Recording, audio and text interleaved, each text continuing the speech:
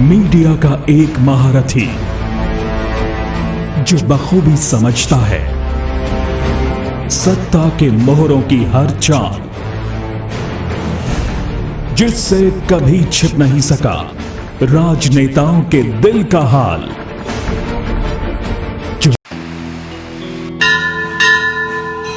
आस्था का अद्भुत संसार,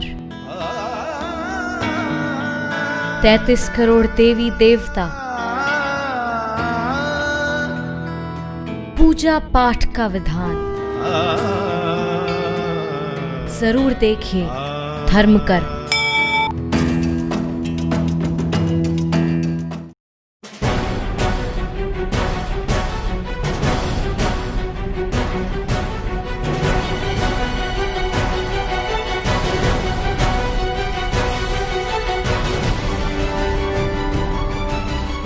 नमस्कार, मैं प्रीति और आप देख रहे हैं मुद्दा लाइव। आइए हम आपको बताते हैं कृष्ण जन्माष्टमी से जुड़ी कुछ रोचक बातें। प्रत्येक वर्ष क्यों मनाया जाता है कृष्ण जन्माष्टमी, इसकी क्या मान्यता है, इसमें क्या है खास, इसकी महत्ता क्या है। भगवान श्री कृष्ण का जन्म भाद्रपद माह के कृष्ण पक्ष के रोहिणी नक्षत्र में हुआ था। इस बार कृष्ण जन्माष्टमी 11 और 12 को मनाया जा रहा है। प्राचीन काल से ही हिंदू धर्म में जन्माष्टमी के त्योहार को बहुत ही महत्वपूर्ण माना जाता है। मान्यता यह भी है कि भगवान विष्णु के ही यह अवतार हैं, जिन्होंने द्वापर युग में अनेक राक्षसों का वध किया था। साथ ही यह वही पुरुषोत्तम भगवान हैं, जिन्होंने कुरुक्षेत्र के युद्ध स्थल में अर्जुन को गीता का उपदेश दिया था। भगवान श्री कृष्ण को पालनहार भी माना जाता है। माना जाता है कि श्री कृष्ण के अवतार का एक महत्वपूर्ण कारण कंस का वध करना था। कंस की एक बहन थी देवकी। देवकी कंस को अत्यंत प्रिय थी। कंस जब अपनी बहन का विवाह करवाकर वापस महल लौट रहा था, तभी अचानक एक आकाशवाणी हुई कि हे कंस, तेरी इस प्रिय बहन के गर्भ से जो 8वीं संतान होगी वही तेरी मृत्यु का कारण बनेगी। इसलिए कंस ने अपनी बहन को कारागार में डाल दिया। जैसे ही देवकी किसी बच्चे को जन्म देती, कंस उसे तुरंत जान से मार देता था। तब 8वें बालक यानी श्री कृष्ण को देवकी जी ने जन्म दिया। तब भगवान विष्णु की माया से कारागार के सभी ताले टूट गए और भगवान श्री कृष्ण के पिता वासुदेव जी ने उन्हें मथुरानंद बाबा के महल छोड़कर चले गए। वहाँ एक कन्या ने जन्म लिया था। वह कन्या माया का अवतार थी। वासुदेव उस कन्या को लेकर वापस कंस के कारागार में आ गए। कंस ने उस कन्या को देखा और गोद में लेकर उसे मारने की इच्छा से जमीन पर फेंका। नीचे फेंकते ही वो कन्या हवा में उछल गई और बोली कि कंस, तेरा काल यहाँ से जा चुका है, वहीं कुछ समय बाद तेरा अंत भी करेगा। मैं तो केवल माया हूँ।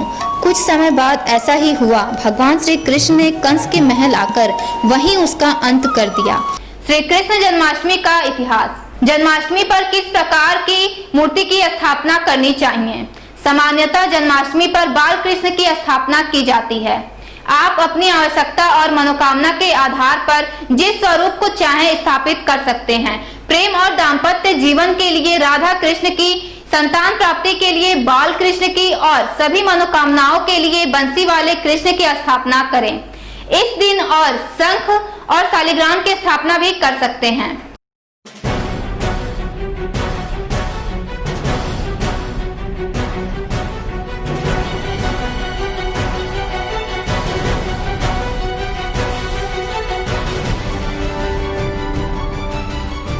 जन्माष्टमी का महत्व बहुत ही अधिक है।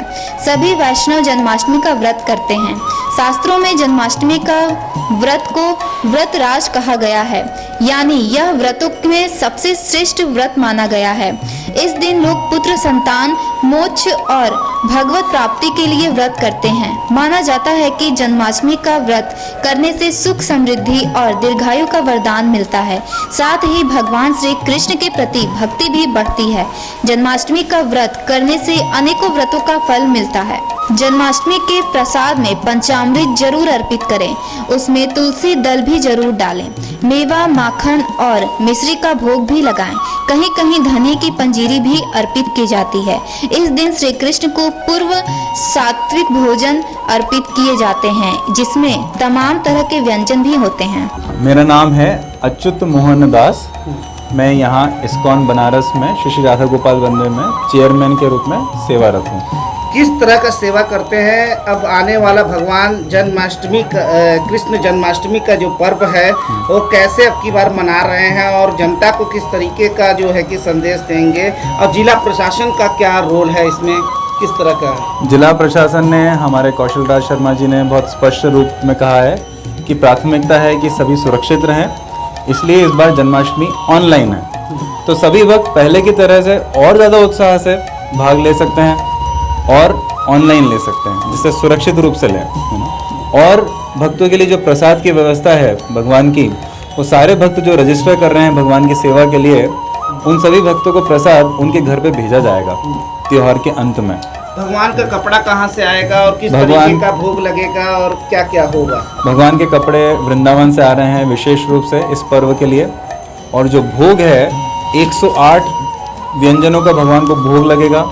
उसके अलावा भगवान को 21 प्राकृतिक पदार्थों से भगवान का बहुत ज़्यादा मात्रा में अभिषेक किया जाएगा। इसके अलावा भगवान के लिए बहुत सारे, है ना, कई 100 किलो फूलों की व्यवस्था करी गई है, जिससे पूरा मंदिर सजेगा, लाइट्स वगैरह सब कुछ लगेंगी, है ना। और भगवान के लिए पूरा दिन भर भजन कीर्तन होगा, कथा होगी, और ऑनलाइन कंपटीशन से बच्चों के लिए, जिसमें बहुत सारे बच्चों को प्राइजेस मिलने वाले हैं। तो बहुत सारे बच्चों ने अपने डांस वगैरह भेजे हैं, अपने पेंटिंग्स भेजी हैं और एसेज भेजे हैं, और फैंसी ड्रेस कंपटीशन में भाग लेने वाले हैं। तो ये सब ऑनलाइन हमारे यूट्यूब और फेसबुक चैनल पे सभी के लिए उपलब्ध होगा। इसके अलावा लोग जो भक्तगण चाहें वे रजिस्टर कर सकते हैं गीता कोर्सेज के लिए। तो गीताज्ञान.com से हमारी एक वेबसाइट उस दिन रिलीज़ हो रही है, और ऐसे ही जो भक्त भगवान को सेवा अर्पित करना चाहते हैं वो काशी सेवा 108.com पर अपनी सेवा अर्पित कर सकते हैं। और सबसे विशेष ई आरती की व्यवस्था है, तो कोई भी चाहे तो भगवान के लिए, अपने और अपने परिवार के लिए आरती के लिए रजिस्ट्रेशन कर सकता है। फ़ोन नंबर पर 9451587879 9451587879 या फिर हमारे मंदिर की वेबसाइट पर जाकर तो रजिस्ट्रेशन कर सकते हैं।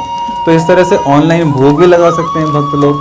आपको जान के खुशी होगी कि परसों का जो महोत्सव है, परसों भी नंदोत्सव है, जब वृंदावन में कृष्ण की आगमन के लिए बहुत बड़ी उत्सव किया गया था।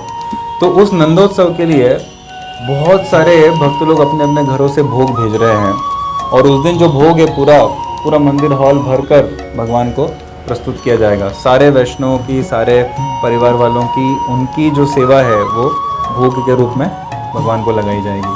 तो इस तरह से 2 दिन का उत्सव है ये, बहुत अच्छा।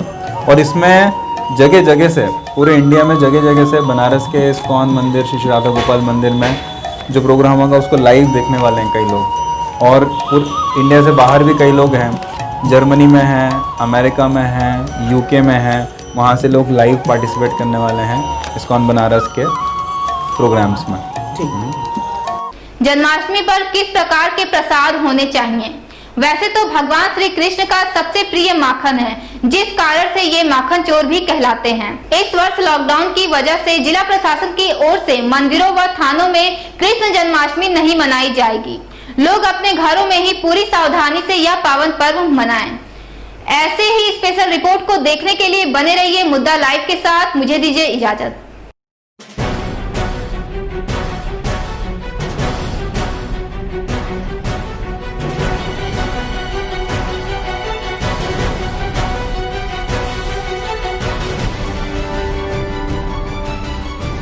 सवालों की भीड़ से घिरे आपको चाहिए जवाब, तो देखिए हमारे साथ मुद्दा लाइव पर। हम नहीं बोलेंगे बात। मीडिया का एक महारथी जो बखूबी समझता है सत्ता के मोहरों की हर चाल,